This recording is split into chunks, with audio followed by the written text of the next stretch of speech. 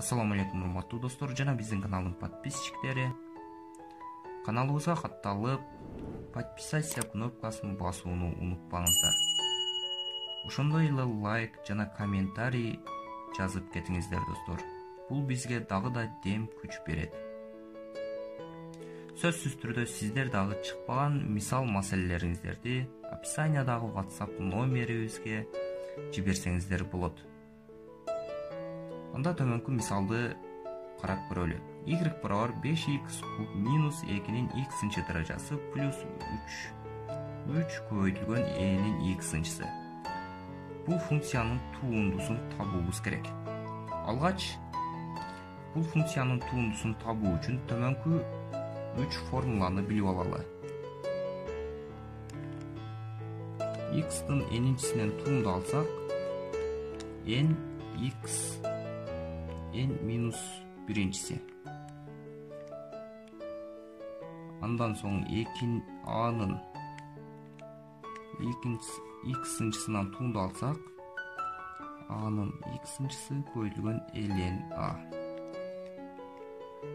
Андан соң ax-тан туунду алсак, барабар ax өзү эле келип чыгат.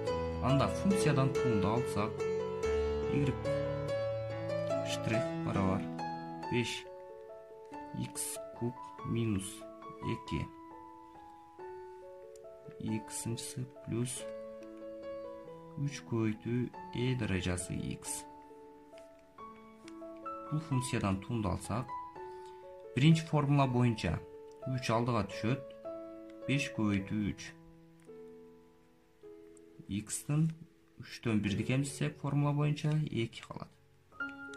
Плюсында минус, ортодон минус бар экен, минус 2-нин x-нчысы экинчи формула боюнча ln 2. Плюс анда үчүнчү 3ax. ax-тын тундусу өзү эле келип чыгат. 3ax барабар. Анда 5-ке 3-тү көбөйтсөк 15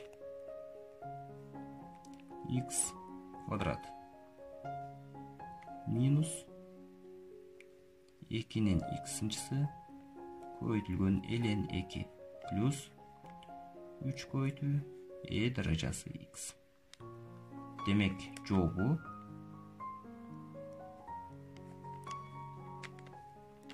y штрих барабар